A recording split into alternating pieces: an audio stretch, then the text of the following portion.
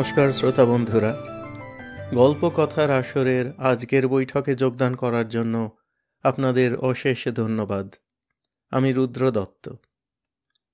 আজ আবার বেশ কিছুদিন পরে ফিরে যাব প্রেমেন্দ্র মিত্রের ঘনাদার কাছে। ঘনাদাকে নানারকমভাবে বেকায়দায় ফেলার জন্য গৌর শিবু শিশির সুধীরের প্রচেষ্টা, আর ঘনাদার অত্যাশ্চর্য কল্পনা সুলভ গল্প বলে সেই সব ফাঁদ থেকে পিছলে বেরোনোর গল্পের মধ্যেই একটি এই গল্পটি। এবং বলা বাহুল্য, প্রাণীতত্ত্বের যেসব কথা আছে এর মধ্যে ঘনাদার নিজস্ব ভূমিকা ছাড়া তার পটভূমিকার পুরোটি খুঁটিনাটি এবং তথ্যগুলি একেবারে সঠিক ও নির্ভুল। আরম্ভ করছি আজকের পাঠ, প্রেমেন্দ্র মিত্রের ঘনাদার গল্প, বেড়া জালে ঘনাদা।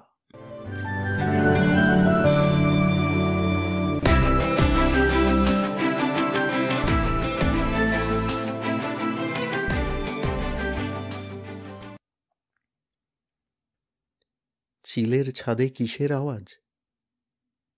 কিসের আর, একজোড়া বিদ্যাসাগরী চটির। বিদ্যাসাগরী চটির আওয়াজ, তারপর চিলের ছাদের ওপর থেকে খোলা সিঁড়ি বেয়ে দোতলায়। চটির আওয়াজ গোড়ার দিকে যা ছিল, নিচে নামবার সঙ্গে সঙ্গে তার চেয়ে আস্তে হয়ে আসবে। বারান্দায় এসে তা একেবারে থেমে যাবে কি?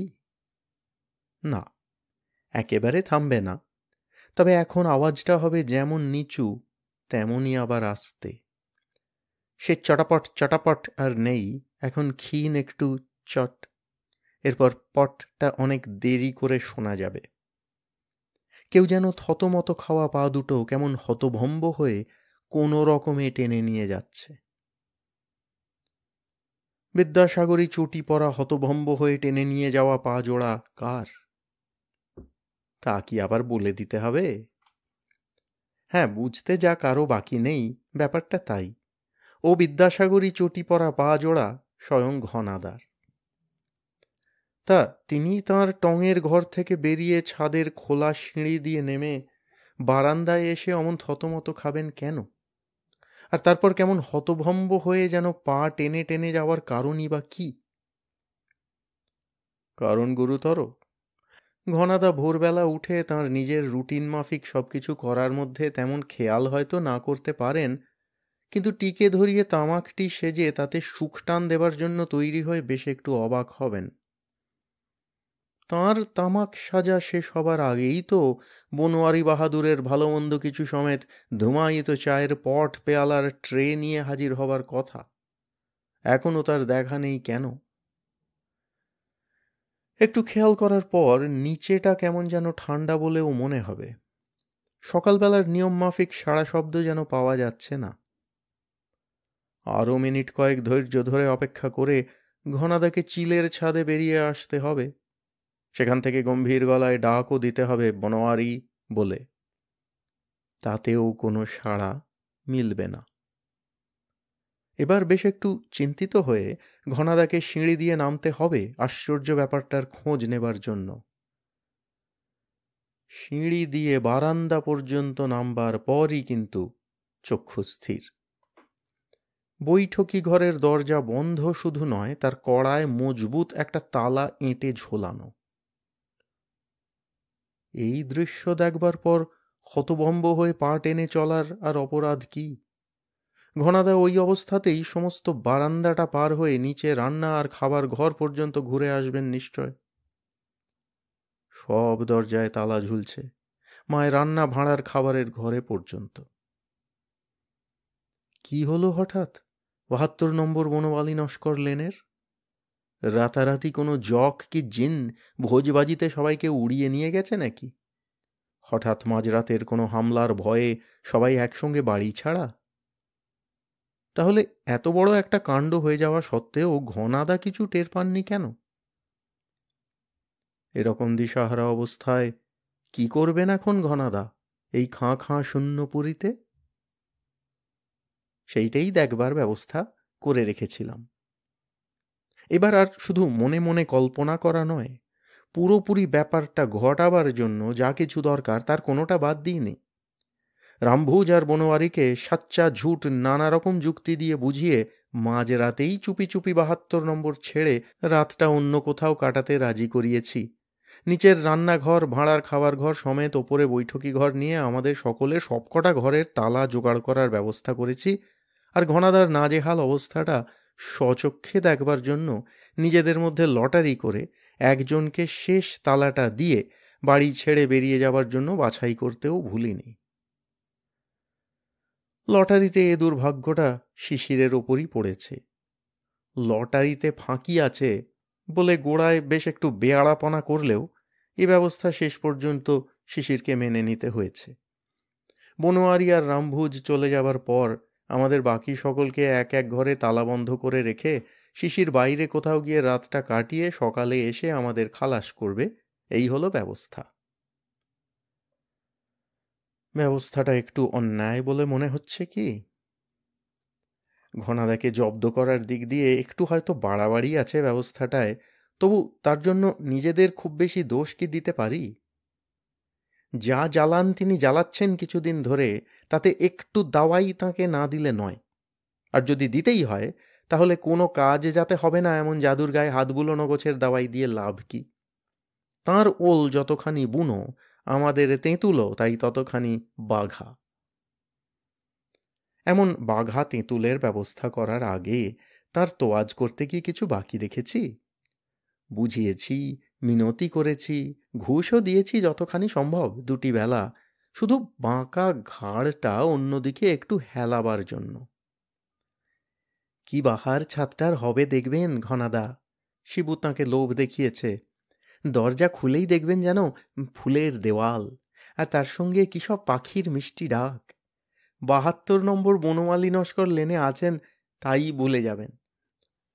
আর আপনার খোলা ছাদ ঢাকা তো পড়ছে না, শিশির বুঝিয়েছে, শুধু মিহি তারের জাল দিয়ে সামনেটা ঘেরা থাকবে। এসব শুনতে শুনতে কি করেছেন ঘনাদা? যেন কানেই যাচ্ছে না এমনভাবে নিজের গড়গড়ার নলে টান দিতেই তন্ময় হয়ে থেকেছেন? না, তা থাকেননি বলেই তো মুশকিল। তাঁর কালাবোবা সাজার প্যাঁচ আমাদের জানা, তা কাটাবার উপায়ও আছে অনেক রকম। কিন্তু এবার ঘনাদা যে নতুন চালাকি ধরেছেন, যেন উৎসাহ ভরে খোঁজ নিয়েছেন আমাদের ওই খবরের কাগজের ভাষায় যাকে বলে প্রকল্পের। ও, ছাদটাকে তোমরা ফুলের বাগান আর চিড়িয়াখানা বানাতে চাও? যেন সরলভাবেই জিজ্ঞাসা করেছেন। তার জন্য লোহার জাল টাল দিয়ে সব ঢেকে দেবে? না না, সব ঢাকবো কেন? আমাকেই মৃদু প্রতিবাদ জানাতে হয়েছে। ওই উত্তরের আলসের ওপর ২টো খুঁটি বসিয়ে তাতে লোহার খানিকটা জাল টাঙাবো, আর তার নিচে শুধু একটা লম্বা খাঁচা থাকবে জালের। টাঙানো জালে ফুলের লতা উঠবে, আর খাঁচায় থাকবে দুর্গা, টুকটুকি, ফুলচুকি, মুনিয়া গোছের কটা পাখি। খুব ভালো কথা, ঘনাদা যেন আগ্রহই দেখিয়েছেন। আর তখন আমাদের পায়েকে উৎসাহ ভরে আমাদের পেটে যা ছিল সব কিছু ঘনাদার কাছে উজাড় করে দিয়েছি। আমাদের ভাগ্যে যে এখন মণিকাঞ্চন যোগ, বলেছে শিশির। শিবুর এক মামা এসেছেন আলিপুর হর্টিকালচারাল গার্ডেনে কাজ নিয়ে, আমি ব্যাখ্যা করেছি। আর গৌরের এক কাকা পেয়েছেন শহরের নতুন এক এভিয়ারি খোলার ভার। এই ২ জনের ভরসাতেই আমাদের এই মিনি বাগান বানাবার শখ, বলেছে গৌর। আর শেষ জোরালো যুক্তিটা জানিয়ে শিবু বলেছে, এমন সুযোগ তো আর রোজ রোজ মেলে না। ঠিক ঠিক, ঘনাদা শিবুর যুক্তিতেই যেন পুরোপুরি কাত হয়ে বলেছেন, তা এতই যখন করছো তখন আমারও কিছু স্বাদ যদি মেটাতাম মানে? আমরা সবাই তখন একেবারে এক পায়ে খাড়া। বলুন না কি চান, আপনার স্বাদ তো আমাদের কাছে হুকুম। সবার আগে সে স্বাদ না মেটালে বাগানই বাতিল।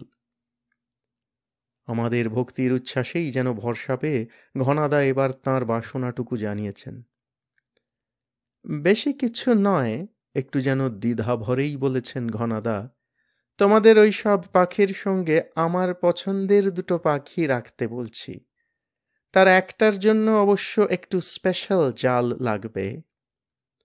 তা লাগুক না যা লাগবার, আমরা তাঁকে ঢালাও আশ্বাস দিয়েছি, কোনো ভাবনা নেই আপনার, বাজারের একেবারে সেরা জাল আমদানি করব দেখবেন, এখন পাখি দুটো কি বলুন। ঘনাদা পাখি দুটোর নাম গোত্র সব জানিয়েছেন এবার। একটাকে পাহাড়ি লৌয়া বলতে পারো, ঘনাদা বিস্তারিত পরিচয়ই দিয়েছেন। পোশাকি নাম হল ফ্রিসিয়া সুপারসিলিওসা, আর অন্যটাকে গুনগুনিয়া বলা যায়। পোশাকি নাম হল মেলিসুগা হেলেনি। ব্যাস, আর কিছু বলতে হবে না। গৌর পকেট থেকে নোট বই বার করে পোশাকি আর ডাকনাম টুকে নিতে নিতে জোর গলায় জানিয়েছে, আগে আপনার পাখির ব্যবস্থা করে তারপরে বাগানের কাজ শুরু। ঘনাদাকে অত সহজে রাজি করাতে পেরে হাতে একেবারে চাঁদ পেয়ে যেদিন নেমে এসেছিলাম, সেই দিনই ঘণ্টা দুয়েক বাদে সবাই চোখে অমন অন্ধকার দেখব তা কি জানতাম। অন্ধকার দেখলাম গৌরের কথা শুনে। ঘনাদার আবদার নোট বইয়ে টুকে নিয়ে গৌর ছুটেছিল তার পক্ষীতত্ত্ববিদ কাকার কাছে। সেখান থেকে ফিরে আসার পর তার মুখের চেহারা দেখেই আমরা সন্ত্রস্ত। ভগ্ন দূতের পার্ট করতে হলে তার কাছে কিছু শেখা যায়। গৌরের মুখে প্রথমে কোনো কথাই নেই। ব্যাপার কি জিজ্ঞাসা করতেই হলো উদ্বিগ্ন হয়ে, ঘনাদার পাখি পাওয়া যাবে তো? না, উত্তর নয়, গৌর যেন একটি হাত বোমা ছাড়ল। পাওয়া যাবে না মানে? তবু শেষ আশাটুকু আঁকড়ে ধরে জিজ্ঞাসা করলাম, ঘনাদা বাজে গুল ছেড়েছেন? যা চেয়েছেন সেরকম কোনো পাখি দুনিয়ায় নেই? না, আছে, ও ছিল। গৌরী হেঁয়ালি ছাড়ল। তার মানে? খিঁচিয়ে উঠতে হলো আমাকেই। এখন কি তামাশার সময়? তামাশা করছি না, গৌর প্রায় করুণ হয়ে বোঝালো। সত্যিই যা বলেছি তাই। উনি যা বায়না ধরেছেন তার একটা পাখি থেকেও নেই, আর অন্যটা এককালে ছিল কিন্তু এখন নিপাত্তা। দুটোর কোনোটাই তাই জোগাড় করা অসম্ভব। আমাদের খোঁচাখুঁচিতে এরপর গৌর সবিস্তারে যা বোঝালে তাতে আমরা সত্যিই অকুল পাথারে। ঘনাদা যে দুটি পাখি চেয়েছেন তার মধ্যে গুনগুনিয়া বা মেলিসুগা হেলেনি নিপাত্তা নয়। দুনিয়ায় এ পাখিটা যথেষ্ট সংখ্যাতেই আছে। তবে আমাদের ভারত ভূমিতে তো নয়ই, সমস্ত এশিয়া, ইউরোপ, আফ্রিকাতেও নেই। এই পাখিটিকে পাওয়া যায় শুধুমাত্র আমেরিকার উত্তর ও দক্ষিণের মাঝামাঝি অঞ্চলে। গুনগুনিয়া এর নামও নয়। দুনিয়ার সবচেয়ে ছোট প্রায় একটা ভোমরার মতো ক্ষুদে এ পাখির চলতি নাম হামিংবার্ড। ঘনাদা তাই থেকে গুনগুনিয়া বানিয়েছেন। ঘনাদার দ্বিতীয় পাখিটি কিন্তু দুনিয়াতেই আর আছে কিনা সন্দেহ। পাখিটি আমাদের দেশের হলেও 1876 শেষ একবার নৈনিতালের পাহাড়ি জঙ্গলে পাবার পর আর কেউ এ পর্যন্ত এ পাখি কোথাও দেখেনি। পাহাড়ি লৌয়া নামটাও হয়তো ঘনাদারি দেওয়া। পাখিটি কিন্তু নির্বংশ হয়ে গেছে বলেই মনে হয়। গৌরের এ বিবরণ শুনে সবাইকে এবার মাথায় হাত দিয়ে বসে পড়তে হয়েছে। ঘনাদা যে ল্যাংটি মেরেছেন, তারপর কি আমাদের করা উচিত? সোজা তাঁকে গিয়ে অবশ্য চেপে ধরতে পারি, আজগুবি অন্যায় আবদার করেছেন বলে। কিন্তু তাতে নিজেরা গবেট বলে ধরা তো পড়বই, তার ওপর হিতে বিপরীত হতে কতক্ষণ? তার চেয়ে শেয়ানে শেয়ানে কোলাকুলির পেঁচি ভালো। আমরা যে ডাহা উজবুক বনেছি তা বুঝতে না দিয়ে ঘনাদার আবদারটা কোনো রকমে পাল্টে দেবার ফিকিরে থাকা। সেই ফিকিরেই তো আজ সাধাসাধি ঘুষ কিছু আর বাকি রাখিনি। সেদিন বিকেলেই বনোয়ারির সযত্নে বয়ে আনা জোড়া কবিরাজি কাটলেটের প্লেট তাঁর হাতে ধরিয়ে বলেছি, মিস্ত্রিদের শনিবারই তাহলে কাজ শুরু করতে বলে দিই, কি বলেন? শনিবারই কাজ শুরু করতে চাও বুঝি? ঘনাদা কাটলেট জোড়ার সদ্ব্যবহার করতে করতে যেন ভাববার সময় নিয়েছেন। তারপর চাঁচা পোঁচা প্লেটটি ট্রের ওপর রেখে চায়ের পেয়ালার দিকে হাত বাড়িয়ে জিজ্ঞাসা করেছেন, তোমাদের সব জোগাড় যন্ত্র হয়ে গেছে বুঝি? তা একরকম হয়ে গেছে, গৌর অম্লান বদনে বলেছে। একটু শুধু অদল বদল হয়েছে আগের ফর্দের। অদল বদল। ঘনাদা চায়ের পেয়ালা মুখে তুলতে গিয়ে নামিয়েছেন। হ্যাঁ, গৌর যেন তাঁর কোঁচকানো ভুরু জোড়া লক্ষ্য না করেই বলেছে, ওই আপনার গুনগুনিয়া আর পাহাড়ি লৌয়ার বদলে আরো ভালো পাখির ব্যবস্থা করেছি। আরো ভালো পাখি? ঘনাদার মুখ এক মুহূর্তেই একেবারে আষাঢ়ের মেঘ। জোড়া কাটলেটের খুশির বাষ্পও সেখানে নেই। কিন্তু এখন সেদিকে কালা কানা না সেজে উপায় কি? গৌর তাই যেন বাহাদুরি জানাতে বলেছে, ভালো বলে ভালো, আপনার ওই গুনগুনিয়ার বদলে তুরপ আনাচ্ছি, মেল্লিসুগা হেলেনির বদলে মুস্কি কাপা পারবা। অনেক কষ্টে কাকার কাছ থেকে মুখস্থ করে আসা নাম দুটো বলে গৌরকে থামতে হয়েছে। ঘনাদার মুখে আর তখন কথাই নেই। গৌর ততক্ষণে পরের মুখস্থ নাম দুটোও মনে মনে আউড়ে নিয়ে গড়গড় করে বলে গেছে, আর আপনার ওই পাহাড়ি লৌয়ার বদলে আনছি চানক, অফ্রিসিয়া সুপারসিলিওসার জায়গায় কোটারনিক্স কোরামান্ডালিকা। হুঁ, যেন পাতাল গুহা থেকে আওয়াজ বেরিয়েছে এবার। তা অত কষ্টই বা করা কেন? তোমাদের চিড়িয়া ঘরে তোমাদের পাখিই থাক, ভালো মন্দ কোনো পাখিরই আমার দরকার নেই। এই থেকে শুরু হয়ে একেবারে ছক বাঁধা ধাপে ধাপে ঠান্ডা লড়াই তারপরে এগিয়ে গেছে। প্রথমে আমাদের আড্ডা ঘরে আসা বন্ধ, তারপর নিজের ঘরে রামভুজকে দিয়ে দুবেলার খাবার আনানো, তারপর বনোয়ারি মারফত বার্তা প্রচার। আমাকে তো এক গোল লরি বন্দোবস্ত করতে বলিয়েছেন বড়াবাবু। পরের দিন বিকেলে আড্ডা ঘরে চা দিতে এসে বনোয়ারির বিহ্বল করুণ অসহায়তা প্রকাশ।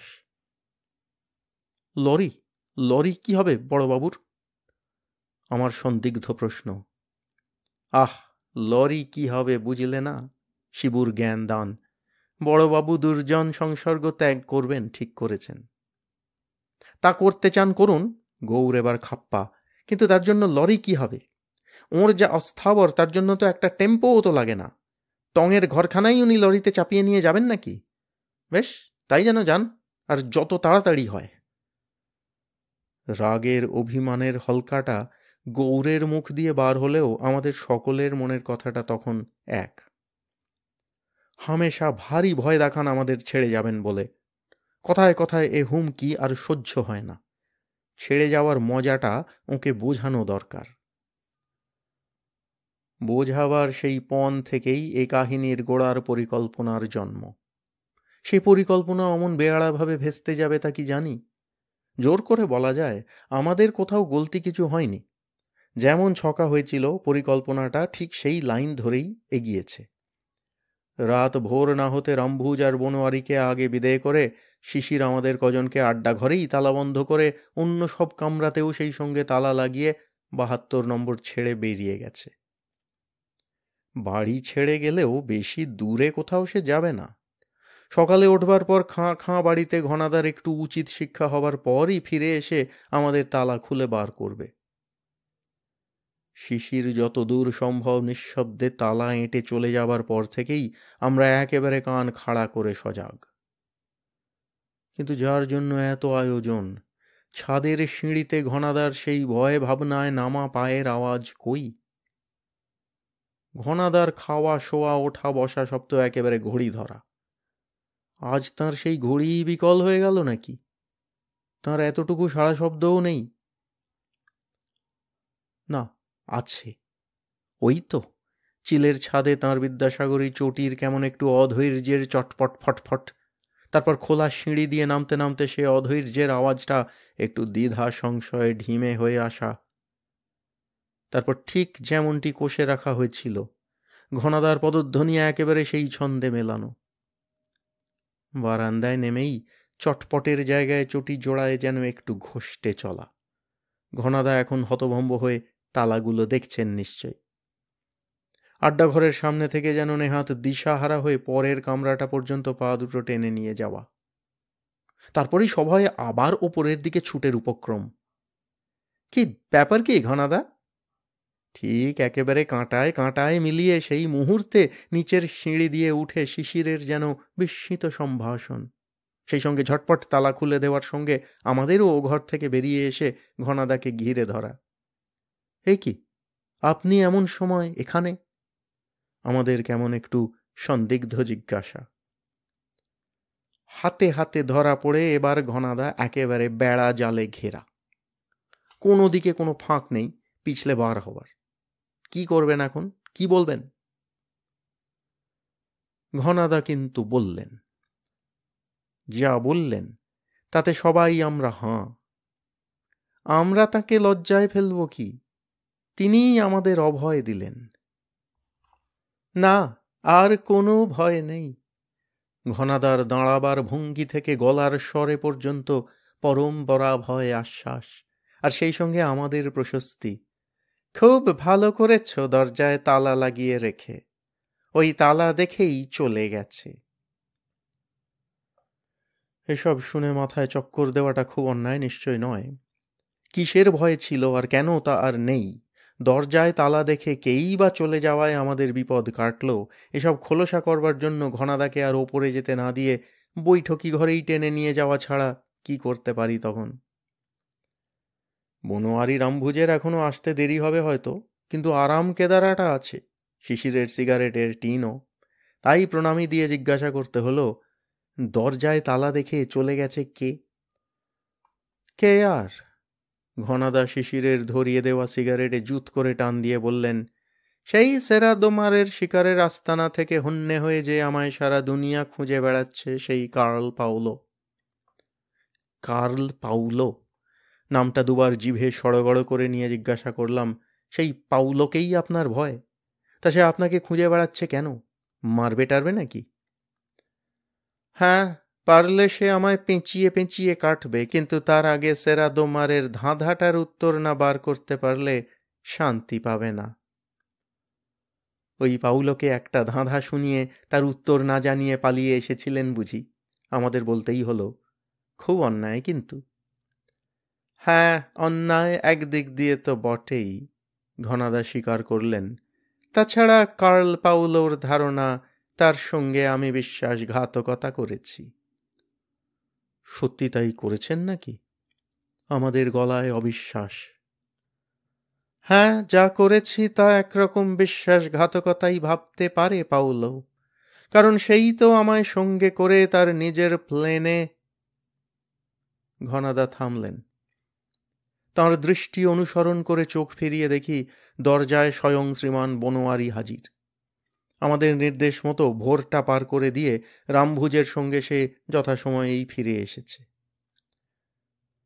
অবস্থাটা আমাদের পক্ষে একটু অস্বস্তিকর হতে পারত, কিন্তু গৌর চায়ের সঙ্গে টা হিসেবে টোস্ট, ডবল অমলেট আর পাড়ার বিখ্যাত খাস্তা কচুরির লম্বা ফরমাস দিয়ে সেটা কাটিয়ে দিলে। ঘনাদাকে এবার আর উস্কে দেবার দরকার হলো না। ৭২ নম্বর বনমালী নস্কর লেন থেকে সোজা কার্ল পাউলোর প্লেনে গিয়ে উঠলেন আমেরিকার টেক্সাসের ডালাস শহরের এয়ারপোর্টে। বললেন, ডালাসের এয়ারপোর্টে আমি পাউলোকে দেখে যতখানি বিব্রত, সে আমায় দেখে ততখানি অবাক আর খুশি। আরে দাস, তুমি এখানে কি করছো? দূর থেকে আমায় দেখেই কাছে এসে পেটে একটা বুলডোজার মার্কা আদরের গুঁতো দিয়ে পাউলো বলল, তোমার সঙ্গে এখানে দেখা হবে ভাবতেই পারিনি। আমিও পারিনি।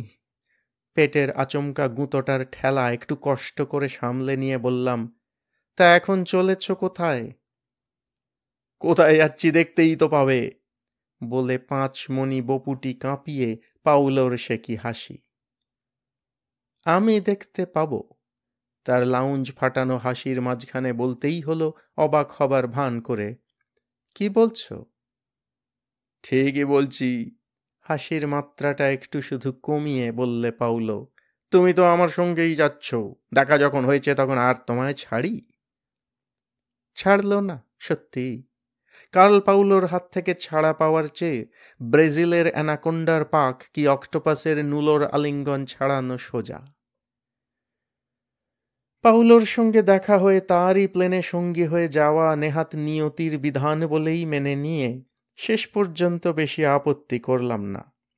নিজের প্লেনের টিকিট আমার পকেটেই রইল, সেই সঙ্গে জোহান ভার্গাসের চিঠিটাও। ডালাসের এয়ারপোর্টে প্লেনে চড়তেই আমি এসেছিলাম, তবে সেটা নেহাত সাধারণ প্যাসেঞ্জার প্লেনে, পাউলোর নিজস্ব জেট বিমানে নয়। সে প্যাসেঞ্জার প্লেনে গেলে আমার যা গন্তব্য সেখানে একটু দেরিই হতো ঘুরপথে পৌঁছতে। কার্ল পাউলো আমার সে কষ্টটুকু যদি জোর করে বাঁচিয়ে দেয়, তাহলে কত আর আপত্তি করা যায়। নিজস্ব প্লেনটা পাউলো একেবারে বাদশাহী মেজাজে সাজিয়েছে। কোনো সুখ স্বাচ্ছন্দ্যেরই সেখানে অভাব নেই। প্লেনে নয়, পাউলোর নিজের বাড়িতেই যেন বসে আছি। সেই বাদশাহী বিলাসের মধ্যে বসিয়ে প্লেনে যেতে যেতে পাউলো তার নতুন পরিকল্পনার কথা সোৎসাহে আমাকে শোনালে। ব্রাজিলের মাথায় উত্তর পূব দিকে সেরা দো মার পর্বতমালা। সেই সেরা দো মারের দক্ষিণে বিরাট এলাকার সে মালিক। সেখানে সে এতদিন শুধু শিকারে গিয়ে থাকবার একটা আস্তানাই করে রেখেছিল। এখন সেখানে সে রবারের একটা বিরাট কারখানা বসাতে চায়। মোটর, এরোপ্লেন ইত্যাদির টায়ার টিউব থেকে শুরু করে রবারের যা কিছু সম্ভব সব সেখানে তৈরি হবে। ও অঞ্চলে মজুরি সস্তা। দুনিয়ার সেরা বেলেমের রবারও কাছে পিঠেই জন্মায়। তাছাড়া সমুদ্রের কাছে আর আবহাওয়া জুৎসই বলে মাল তৈরি আর চালানের অন্য সুবিধেও যথেষ্ট। এমন একটা লোভের পরিকল্পনা শুধু এক তেঁটে হাড় বজ্জাতের বদমায়েশির দরুন ভেস্তে যেতে বসেছে। এত দূর পর্যন্ত শুনে একটু অবাক হবার ভান করে বলতেই হলো, তাই নাকি? শোনো না আগে। তার রবারের কারখানায় যে বাদ সাধছে তার ওপরকার রাগটা একটা দুর্মুষ পেটানো কিলে আমার পিঠেই ঝেড়ে পাউলো বললে, কয়েক বছর আগে কারখানার কথা যখন মাথায় আসেনি, তখন না বুঝে এক হতভাগা জোয়ান ভার্গাসকে ওখানকার অনেকখানি জায়গা ইজারা দিয়েছিলাম। সে হতভাগা জোয়ান সেখানে গরু ঘোড়ার র্যাঞ্চ বসিয়েছে। এখন এত সাদাসাদি করছি তার ইজারার টাকা ফেরত দিয়ে গরু ঘোড়া সমেত সমস্ত র্যাঞ্চ কিনে নেব বলছি, তবু সে বদমাসটা কিছুতেই তার দখল ছাড়বে না। ডেকে পাঠালে আসে না। লোক দিয়ে বলে পাঠায় যে রবারের কারখানার চেয়ে গরু ঘোড়ার কারবার অনেক পবিত্র জিনিস, প্রাণ থাকতে তার দখল সে ছাড়বে না। এরকম বদমাইশকে শায়েস্তা করবার সোজা ওষুধ আছে, কিন্তু মুশকিল হয়েছে এই যে কারখানা বসানোর ব্যাপার নিয়ে ওই জোয়ানের সঙ্গে গোলমালের কথাটা রাজধানী ব্রাজিলিয়ার খাস দপ্তরে পর্যন্ত পৌঁছে গেছে। খবরের কাগজেও লেখালেখি হয়েছে এই নিয়ে। এখন হঠাৎ ওই বদমাসটার ভালো মন্দ কিছু হয়ে গেলে বড় বেশি জবাবদিহির দায়ে পড়তে হতে পারে। কারখানা তাতে আরও পিছিয়ে যাবে। একটু থেমে আমার আগা পাশতলা একবার চোখ বুলিয়ে নিয়ে তার আসল মতলবটা জানালে পাউলো। গলায় যেন একটু আদর ঢেলে বললে, তোমাকে যে পেয়ে গেছি এইটাই আমার ভাগ্য দাস। তোমায় একটা কাজ আমার করে দিতেই হবে, সেই জন্যেই তোমায় ধরে নিয়ে যাচ্ছি। মুখে কিছু না বলে তার দিকে অবাক হয়ে চাওয়া চোখেই প্রশ্নটা রাখলাম। তুমি প্যাঁচের রাজা, আমায় তাতিয়ে বললে পাউলো। যে কোনো ফিকিরে হোক ওই পাজি জোয়ান ভার্গাসকে তোমায় বাঘ বানাতে হবেই। আমাকে? এবার বিস্ময়ে সরব হলাম। হ্যাঁ, তোমাকে। সঙ্গে সঙ্গে কার্ল পাউলোর মুখের চেহারার সঙ্গে গলার স্বরটা বদলালো। আগের সে মধু আর নেই। না না, ওসব আমি পারবো না। ইচ্ছে করেই আপত্তিটা বেশ জোর দিয়ে জানালাম। আমায় খাতির করে নিয়ে যাচ্ছ, যাচ্ছি।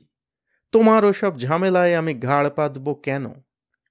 সঙ্গে সঙ্গে ঘাড়ের ওপর প্রচণ্ড একটি রদ্দা। ঘাড় পাতবি জান বাঁচাবার জন্য রে কেলেনাইটি।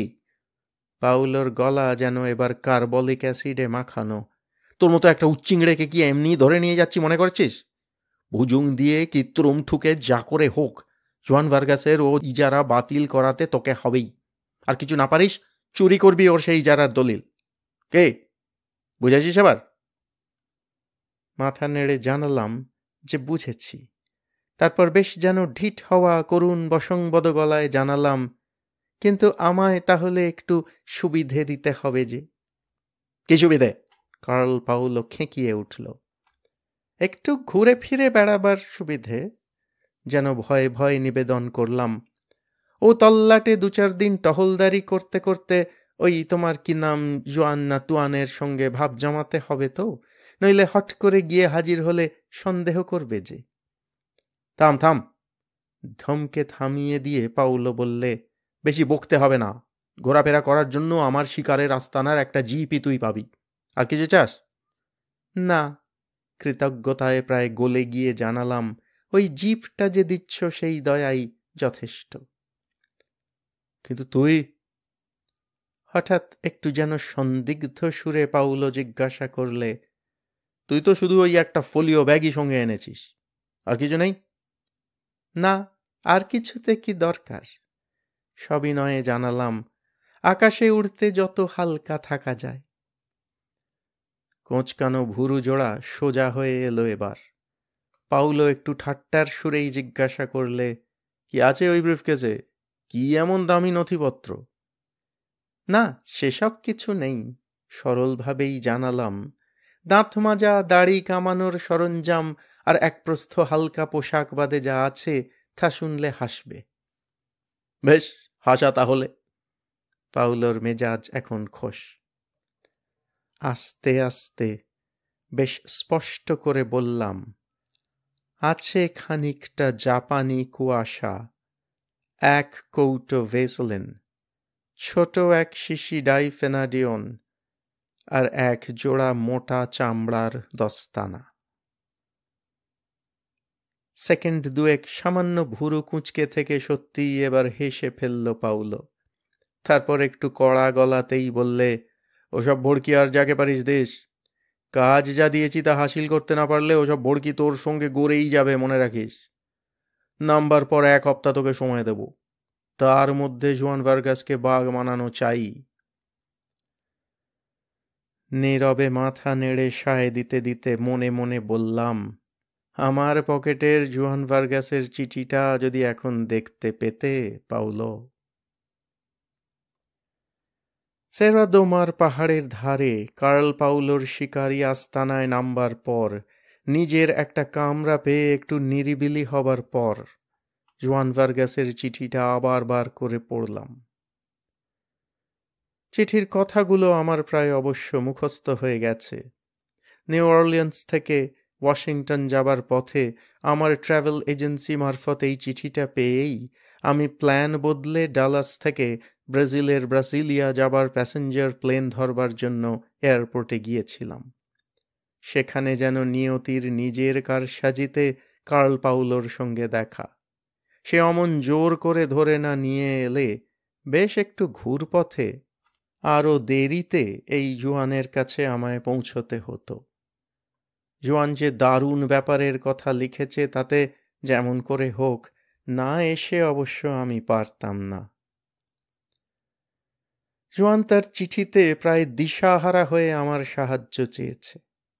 বেশ কয়েক বছর আগে এই অঞ্চলের বিস্তৃত জমি ইজারা নিয়ে সে যখন গরু ঘোড়ার পাল বাড়াবার র্যাঞ্চ বসায় তখনকার কথা আমি জানি। নিজের যা কিছু সম্বল সব সে এই আদর্শ রাঞ্চে ঢেলে দিয়েছিল। সে দুঃসাহস তার বৃথা হয়নি। এই বছরে তার র্যাঞ্চ সব দিক দিয়ে সার্থক হয়ে উঠেছিল।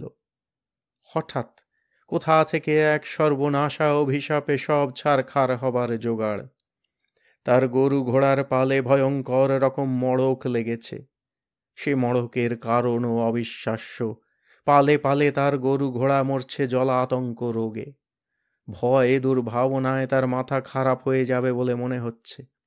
তার এই অঞ্চলের জমির মালিক কার্ল পাউলো কিছুদিন থেকে তার কাছে জমিগুলো ফেরত চাইছে।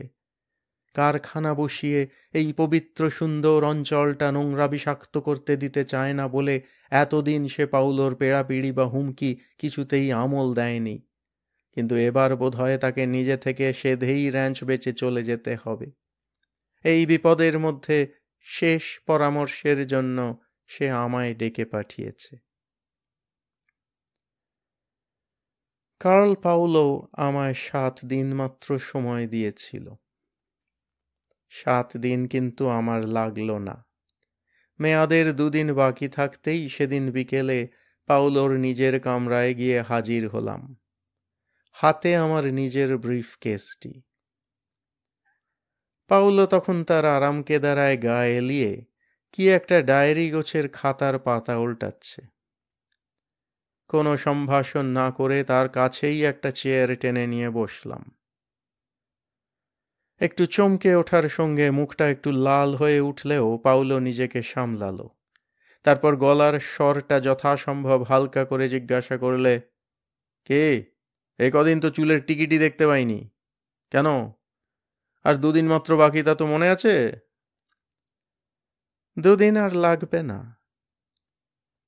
আমার গলায় তাচ্ছিল্যের সুরটাতেই কেমন একটু সন্দিগ্ধ হয়ে পাউলো এবার সোজা হয়ে উঠে বসে ভ্রুকুটির সঙ্গে জিজ্ঞাসা করলে, লাগবে না মানে? কাজ হাসিল হয়ে গেছে এর মধ্যে? জুয়ান ভার্গাস রাজি হয়েছে? জুয়ান ভার্গাসের রাজি না রাজি হওয়ার কি আছে? আগের মতোই তাচ্ছিল্যের সুরে বলেছি, তার সঙ্গে দেখাই হয়নি। হয়নি মানে করিনি। তার সঙ্গে দেখাই করিসনি? রাগে পাউলোর মুখ দিয়ে যেন ফেনা বেরুবে মনে হলো। আর 5 দিনেও কাজ হাসিল না করে তুই আমার কাছে সাহস করে এসে বসেছিস? পাউলো খ্যাপা ষাঁড়ের মতো ইজি চেয়ারটার খোল থেকে উঠতে গেল। পিঠে ছোট একটি কিল দিয়ে তাকে আবার কেদারাতেই বসিয়ে দিয়ে বললাম, অস্থির হচ্ছ কেন মেছে? আসল যা কাজ তা 5 দিনে সত্যিই হাসিল হয়ে গেছে যে। আজ 1 বছর ধরে মোক্ষম শয়তানি ফন্দি তুমি খাটাচ্ছ বটে। আমার সঙ্গে এবারের প্লেনেও একটি ক্রেটে শয়তানি চক্রান্তের সব জমের দূতদের বয়ে এনে নামাতে দেখলাম। তাদের সব খেল কিন্তু এবার খতম।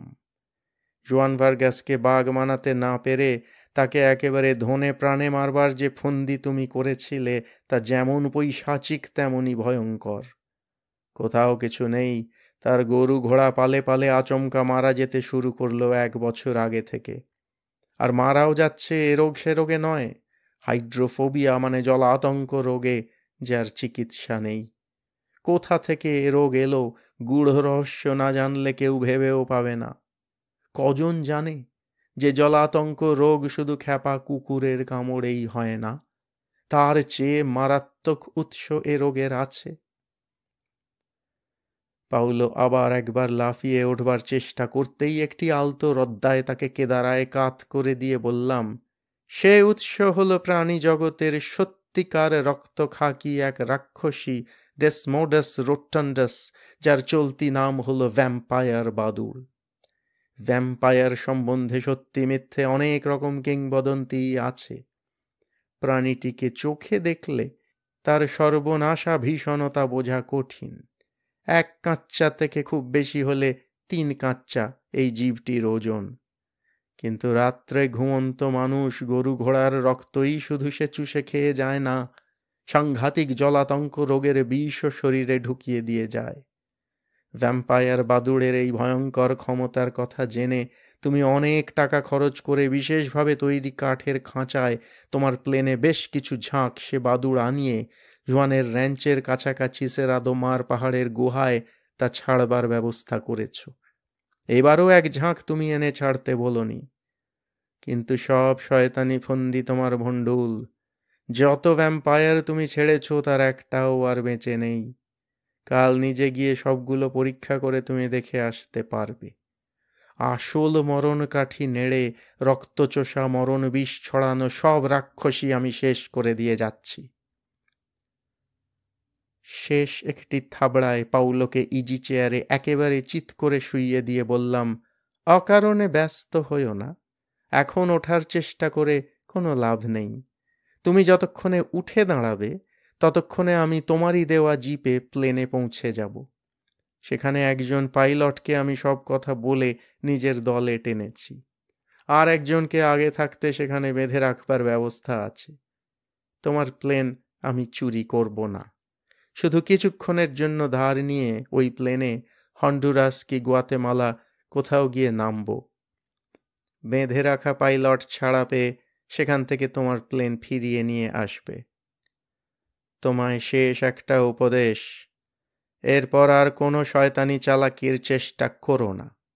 এখানে কারখানা বসানোর মতলব ছেড়ে অন্য কোনো কারবারে তোমার শয়তানি বুদ্ধি খাটাও গিয়ে। আচ্ছা, বিদায়। আমি উঠে আসতেই কেদারা থেকে উঠবার চেষ্টা করে পাউলোর সে কি করুণ মিনতি, শোনো শোনো দাস, সত্যি তোমার কাছে হার স্বীকার করছি, রাক্ষসী ভ্যাম্পায়ারদের মরণ কাঠি কি তাই শুধু বলে যাও। কে তার জবাব দেয়? তার আকুল মিনতি জিপের আওয়াজেই তখন চাপা পড়ে গেছে। ঘনাদা থামলেন। দরজায় ট্রে হাতে বনোয়ারি। ট্রে থেকে প্লেট নামানো থেকে সেটি একেবারে চাঁচা পোঁচা না হওয়া পর্যন্ত ঘনাদার মুখে আর কথা নেই। আমাদের ধৈর্য অসীম। প্লেটটা তিনি নামাবার পরই মুখিয়ে থাকা কথাটা জানালাম। জবাবটা কিন্তু আমাদের যে চাই। রাক্ষসীদের মরণ কাঠিটা কি ঘনাদা? মরণ কাঠিটা হলো, শিশিরের এগিয়ে দেওয়া সিগারেটের টিনটা খুলতে খুলতে ঘনাদা বললেন, ওই ডাইফেনাডিওন। মানুষের, বিশেষ করে হার্টের রোগীর পক্ষে এটা দামি ওষুধের সামিল, কিন্তু ইঁদুর বাদুড় গোছের প্রাণী মারবার একেবারে ব্রহ্মাস্ত্র। রক্ত চুষে যারা বাঁচে, এ ওষুধ তাদের রক্ত জল করে দিয়েই মারে। ওষুধটার গুণ জানবার পরও এটা ব্যবহারের উপায় প্রথমে পাওয়া যায়নি। রাক্ষসে ভ্যাম্পায়ার বাদুড় এ ওষুধ খেলে মরবে, কিন্তু তাদের খাওয়ানো যাবে কি করে? এক একটা করে বাদুড় ধরে ওষুধ গেলানো তো যায় না। ভ্যাম্পায়ার বাদুড়ের একটা অভ্যাসের কথা জেনে এ সমস্যার আশাতীত সমাধান বার করা গেছে। ভ্যাম্পায়ারের একটা অভ্যাস হলো বাঁদরদের মতো পরস্পরের গা চেটে পরিষ্কার করা। চামড়ার দস্তানা পরা হাতে একটা রাক্ষসীকে ধরে তার গায়ে আধ চামচ ভেসলিনের সঙ্গে মাত্র 50 মিলিগ্রাম ডাইফেনাডিওন মিশিয়ে লাগিয়ে দিলেই হলো। একটা ওষুধ মাখানো রাক্ষসীর গা চেটে গোটা 25-30 অন্য রাক্ষসীর ভবলীলা শেষ হবে। কদিন ধরে পাউলোর জিপে ঘুরে ঘুরে ভ্যাম্পায়ার বাদুড়ের গুহাগুলো খুঁজে বার করে এই কাজই করেছিলাম। পাউলো তার শয়তানি ফন্দিতে মোটমাট 60-70-এর বেশি ভ্যাম্পায়ার আমদানি করতে পারেনি। তার উদ্দেশ্য অবশ্য তাতেই সিদ্ধ হয়েছে। আমারও সুবিধে হয়েছে দিন 3-এর মধ্যে তাদের সব কটাকে খতম করার। ওষুধের গুণ যতই হোক, ওই জাপানি কুয়াশা যাকে বলেছি তা না থাকলে সব কিছুই মিথ্যে হয়ে যেত। জাপানি কুয়াশা আসলে হলো কুয়াশার মতো সূক্ষ্ম নাইলনের একরকম অদৃশ্য জাপানি জাল। তার সুতোগুলো এত সূক্ষ্ম যে রাত্রে তা অতি তীক্ষ্ণ চোখের দৃষ্টিতেও একেবারেই দেখাই যায় না। বাদুড়দের শব্দ তরঙ্গ তাতে কাজ করে না। অত বেশি মিহি বলেই এ জালের নাম জাপানি কুয়াশা জাল। ভ্যাম্পায়ারদের গুহার মুখে এই কুয়াশা জাল টাঙিয়েই তাদের সব কটাকে আমি ধরতে পেরেছিলাম। ঘনাদা মুখের সিগারেট ধরিয়ে যথারীতি শিশিরের টিনটা ভুলে হাতে নিয়ে উঠে পড়লেন। তিনি দরজার কাছে যাওয়ার পর শেষ প্রশ্নটা হঠাৎ মনে পড়ল। গলা ছেড়ে জিজ্ঞাসা করলাম, আচ্ছা, এতদিন বাদে ওই কার্ল পাউলো আপনার খোঁজ পেল কি করে? ওই জাপানি কুয়াশা থেকে। ঘনাদা ফিরে দাঁড়িয়ে অনুগ্রহ করলেন। চলে আসবার পর নির্দেশ লিখে ওটা ওষুধপত্র সমেত জোয়ান ভার্গাসের কাছে পার্সেল করে পাঠিয়েছিলাম কিনা?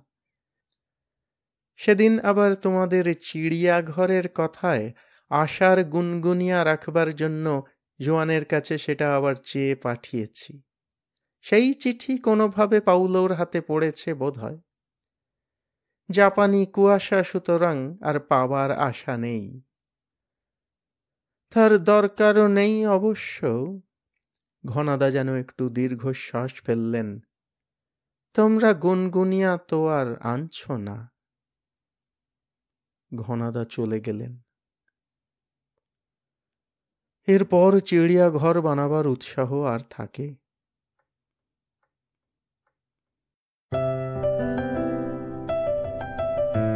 আপনাদের মতামত আমাদের জানাতে ভুলবেন না কিন্তু শ্রোতা বন্ধুরা। আমাদের ওয়েবসাইট golpokothar.org